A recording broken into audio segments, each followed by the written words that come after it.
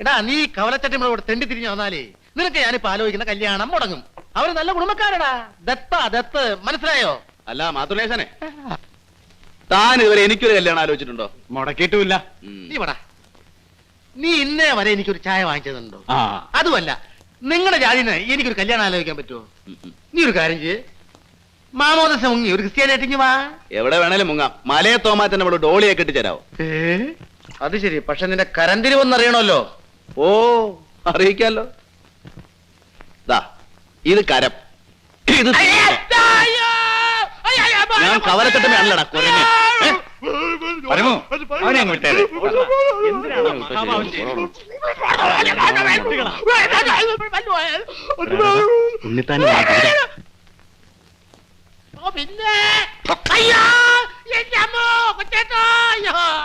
എങ്ങനെയുണ്ട് ആശാനെ കരന്തിരിവ്? ഇതൊക്കെ നീ ഹോസ്റ്റലിൽ നിന്ന് വരുന്ന വഴിയായിരിക്കല്ലേ? എന്താ ഇത് പറമ്പുചേട്ടാ, നടുക്കവലിൽ വെച്ച്? അതൊക്കെ ചുമ്മാ തന്നെ. വാ, കടവരെ ഞാനും വരാം. എടാ ജോണി, നീ വാ.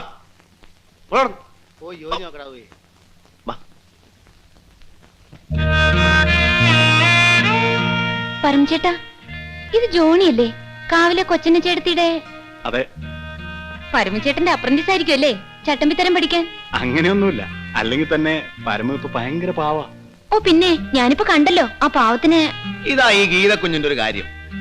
ഞാൻ ഏതാണ്ട് ഗജപോക്കിരിയാണെന്നാ വിചാരം. ഇപ്പൊ തന്നെ ഞങ്ങൾ ഓരോ ചായയും കുടിച്ചോണ്ട് ആ ചായക്കട വെറുതെ ഇരിക്കായിരുന്നു. അപ്പൊ ആ കല്യാണം മുടക്കി വന്ന് ഞങ്ങളെ ചുമ്മാ നാലും ചീത്ത വിളിച്ചു. ഞാൻ ചോദിച്ചു, എന്തിനാ മാത്തുണ്ണിയാച്ചനെ ഞങ്ങളെ തീത്ത പറയുന്നത്? അത് കേട്ടപ്പോ കുഞ്ഞു വിചാരിച്ച് നമ്മളെന്തോ അടിപൊളി ഉണ്ടാക്കണല്ലേ. പിന്നെന്തിനാ കഴുത്തിന് പിടിച്ച് ഞെക്കിയത്? അത് പിന്നെ നമ്മൾ പറയുന്നതിന് ഒരു ബലം വേണ്ടേ? അതെ അതെ, ഒരു പുണ്യാളൻ.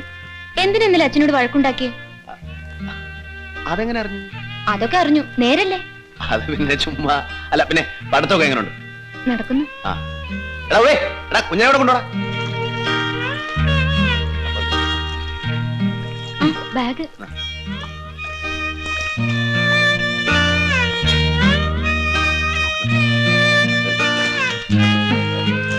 വിട്ടോ.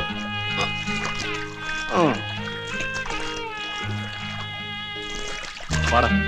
വരട്ടെ.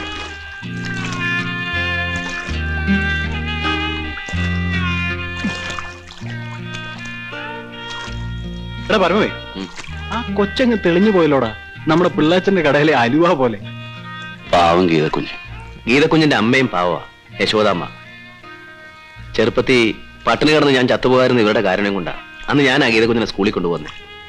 എനിക്ക് തിന്നാൻ എന്തെങ്കിലും കൈ യശോദാമ്മ കൊടുത്തേക്കും. ഗീതക്കുഞ്ഞിന്റെ അച്ഛനായി പോയി, അല്ലെങ്കിൽ അന്നേ ഉണ്ണിത്താനെ കുത്തി മലത്തിയനെ. ഞങ്ങൾക്ക് ആകെ ഉണ്ടായിരുന്ന 10 സെന്റും കുളം കോരിയത് അവനാ എന്റെ അച്ഛനുള്ള കാലത്ത്. അല്ല മിസ്റ്റർ ഉണ്ണിത്താൻ, കുഴപ്പമൊന്നുമുള്ള സ്ഥലമല്ലല്ലോ. ഓപ്പൺ എയർ ആകുമ്പോ എന്ത് കുഴപ്പം സാറേ? ഞങ്ങൾ ഈ കുരുത്തക്കേടൊക്കെ കാണിക്കുന്നത് കാവുംകുളത്തിന്റെ കരയിൽ വെച്ചല്ലേ. കാവുംകുളത്തിൽ പ്രേതമുണ്ടെന്നാ നാട്ടുകാരുടെ വിശ്വാസം. ചത്തുപോയ ഏതോ തീവെട്ടിക്കൊള്ളക്കാരന്റെ പ്രേതം. പകല് പോലും ഒരു ഈച്ച അവിടെ വരത്തില്ല. അത് സാരമില്ല, തീവെട്ടിക്കൊള്ളക്കാരന്റെ പ്രേതമല്ലേ, നല്ലൊരു പ്രൊട്ടക്ഷനാ. ആ എന്നാ ഞാൻ ഇറങ്ങട്ടാ. അല്ല മിസ്റ്റർ ഉണ്ണിത്താൻ, ആ പെണ്ണേതാ? അവൾക്ക് ഇത് തന്നെയാണോ തൊഴില്? ഏയ് പൈങ്കിളി, കുലസ്ത്രീയല്ലേ. അവിടുത്തെ ഷാപ്പുകാരന്റെ ഭാര്യ. അയാളാണെങ്കിൽ ഒരു കിളവൻ. എന്റെ കൺസ്ട്രക്ഷൻ കമ്പനിയില് അവൾ ആങ്ങളയ്ക്കൊരു പണിയൊക്കെ കൊടുക്കാമെന്ന് പറഞ്ഞ് ഒപ്പിച്ചു വെച്ചിരിക്കുക. അപ്പൊ നാളെ കഴിഞ്ഞ് വറീതിനെ ഇങ്ങോട്ട് അയക്കട്ടോ? വേണ്ട വേണ്ട, എന്റെ കാര്യത്തിന് ഞാൻ വന്നേക്കാം. എന്നാ ഞാൻ പോട്ടെ.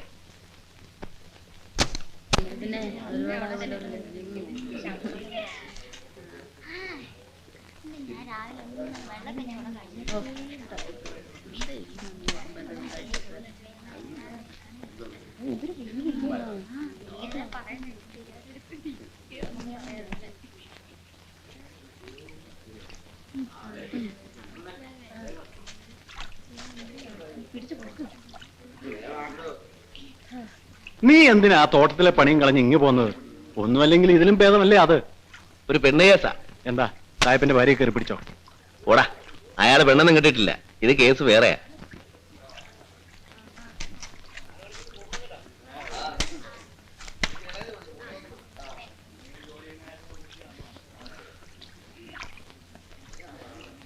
എന്റെ മണിപ്പേഴ്സിനകത്ത് ഒരു പഴയ കുറ്റിക്കാരുടെ ഫോട്ടോ ഉണ്ടായിരുന്നു. അതൊരു ദിവസം ഗതികേറി സാഹിബിന്റെ കൈ ചെന്ന് പെട്ടു. ഫോട്ടോ കണ്ടപ്പോ അയാൾക്കൊരു പൂതി. ഞാൻ പറഞ്ഞു എന്നെ പൊന്നു മുതലാളി, അവളെ ഒരു ദരിദ്രവാസി കെട്ടിപ്പോയി. ഇനി ഞാൻ വിചാരിച്ചിട്ട് ഒരു കാര്യമില്ല. എവിടെ അയാളെ സമ്മതിക്കും. അവനവൻ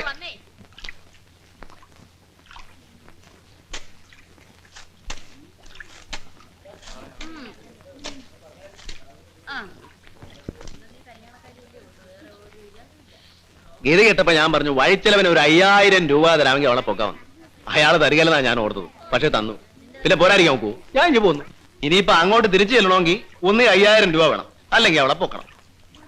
നീ എന്താണ് കൊച്ചു ഓടി ഓടി വരുന്നേ? പിടി പിടി.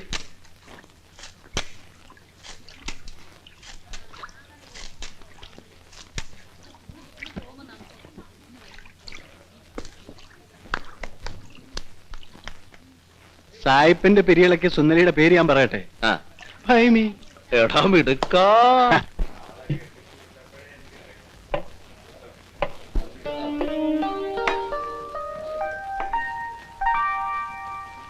ഭൈമി, കരിമീനുണ്ടോ? കരിമീനില്ല, വരാലേ ഉള്ളൂ. എന്തിനാ ഭൈമി വരാല്? നീ എന്ത് തന്നാലും അതൊക്കെ കരിമീനല്ലേ? പോടാ.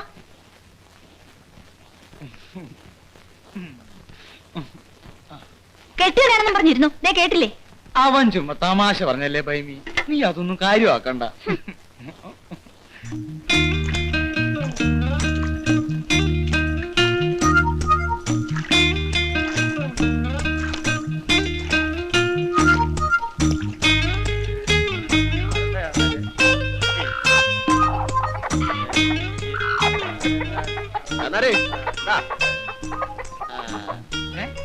എവിടുന്നാടാ പരമു നിനക്ക് ഇത്രയും മുഴുത്ത വരാല് കിട്ടുന്നത്? തോട്ടിൽ ചില നല്ല കുട്ടികൾ കിടക്കും. ചാന്നാരിക്കാരെ ആരോട് ചെന്ന് പറയരുത്. പറഞ്ഞാൽ ചിലപ്പോ അവന്മാരും രാത്രി ഇറങ്ങി തോട്ടി തപ്പോടുന്നു. ഒഴുക്കുവെള്ളത്തിൽ ഇത്രയും വിളഞ്ഞ വരാല് കാണാൻ വഴിയില്ലല്ലോ. അപ്പം തിന്നാ പോരെ, കുഴിയിടുന്ന എന്തിനാ? വേണ്ടെങ്കി വാങ്ങണ്ട. ഒരുമാതിരി കള്ളന്മാരോട് വർത്താനം പറയുന്ന പോലെ. അല്ല, ഇതിപ്പം എവിടുന്നാണ്? എനിക്കെന്താ? കൊടുത്തേര് കൊടുത്തേര്. അത്രേ ഉള്ളൂ.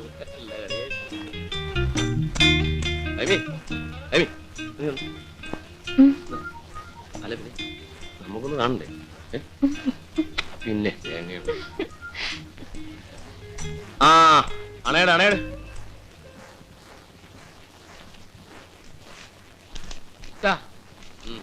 അത് മതി.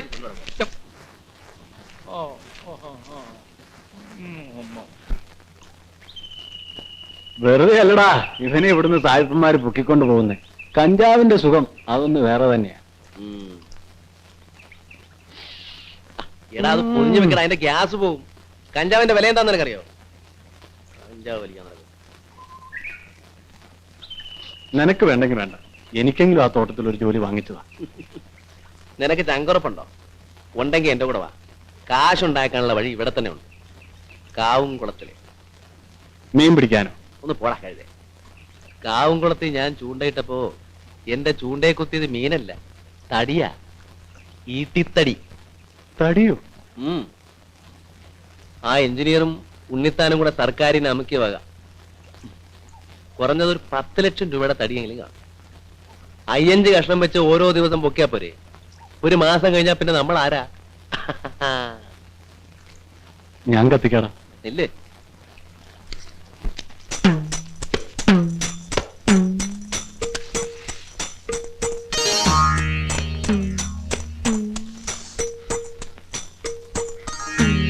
കൊടുക്കും മിന്നിക്കണേ.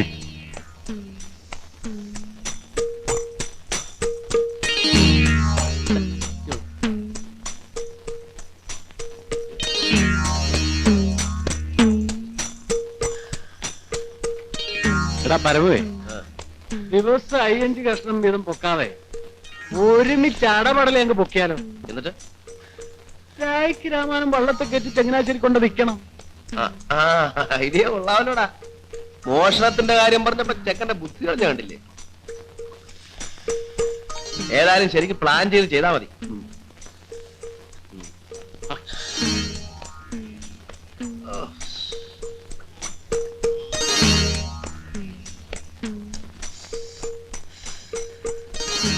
അഞ്ച് നിനക്ക് 5 എനിക്ക് ലക്ഷം.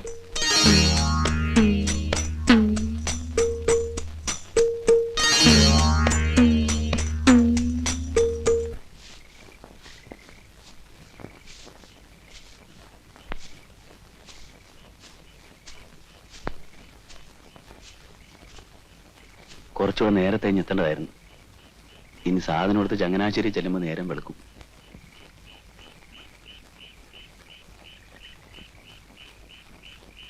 കുഴപ്പമൊന്നും ഉണ്ടായിരുന്നാ മതിയായിരുന്നു. ലൈറ്റ് താത്തി അടിക്കണം.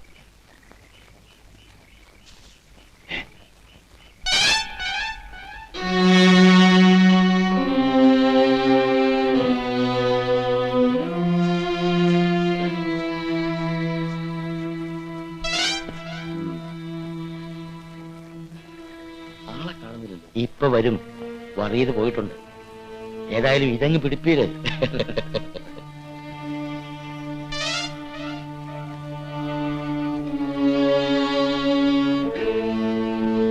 അധികം താമസിച്ചാൽ ഇനി പറ്റില്ല. രാവിലെ ഓഫീസ് സമയത്തിന് മുമ്പ് തിരുവനന്തപുരത്ത് എത്തണം. സെക്രട്ടറിയുടെ വീതം കൊടുക്കണ്ടേ? സെക്രട്ടറിയുടെ വീതവും ആ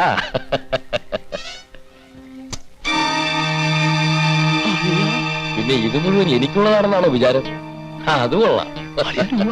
superintendent engineer, chief engineer, government secretary, ഇവർക്ക് എല്ലാവർക്കും കൂടി ഉള്ളതാ. അയ്യോ, പിന്നെ എന്തിനാ ഇത്രയും രൂപ ഇങ്ങോട്ട് കൊണ്ടുവന്നത്? അതെ, ഭാര്യയുടെ അടുത്ത് തിരുവനന്തപുരത്ത് പോകുന്നു എന്ന് പറഞ്ഞാണ് ഇറങ്ങിയത്. രാവിലെ പണം എടുക്കാൻ വേണ്ടി തിരിച്ച് വീട്ടിൽ ചെല്ലാൻ പറ്റുമോ? അതാ ഐഡിയ.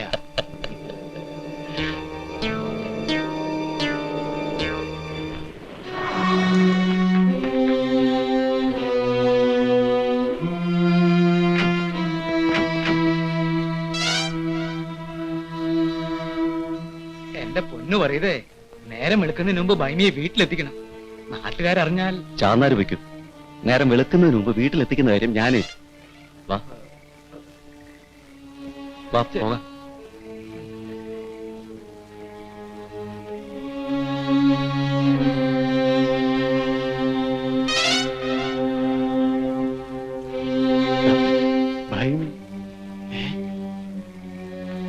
കൂത്തച്ചി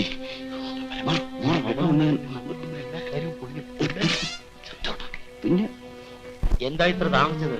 ആ വാ വാ. ഇതിനൊക്കെയാ സാറേ യോഗം എന്ന് പറയുന്നു.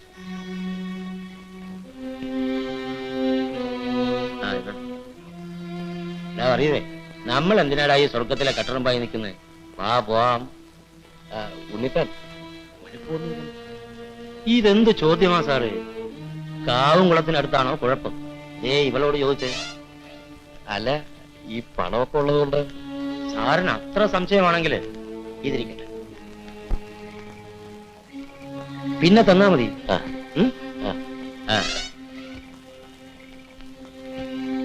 അതിരാവിലെ വറിയത് വന്ന് ഇവളെ കൂട്ടിക്കൊണ്ട് പോയിക്കോളൂ. അപ്പൊ പറഞ്ഞതുപോലെ ഞാൻ തിരുവനന്തപുരത്ത് പോയി വന്നിട്ട് വിളിക്കാം. Okay okay. അതിനി നമ്മുടെ സ്വന്തം ആളാ. Good night. എന്താ പേര്? ഭൈമി. നല്ല പേര്. വാ.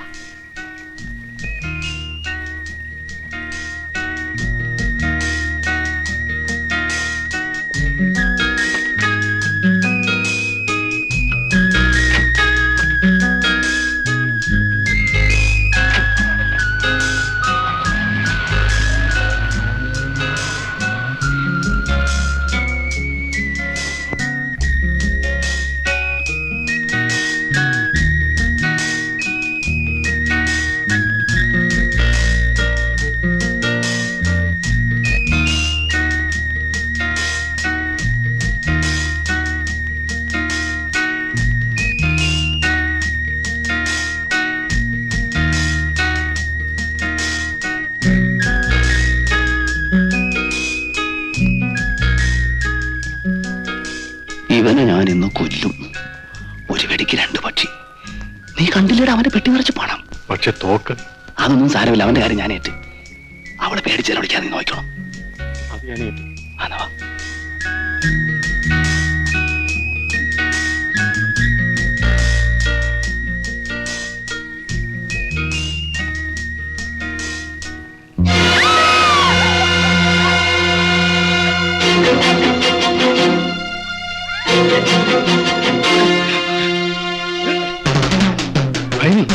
ഇത് ഞങ്ങളാണ്, പരമവും ജോണിയും.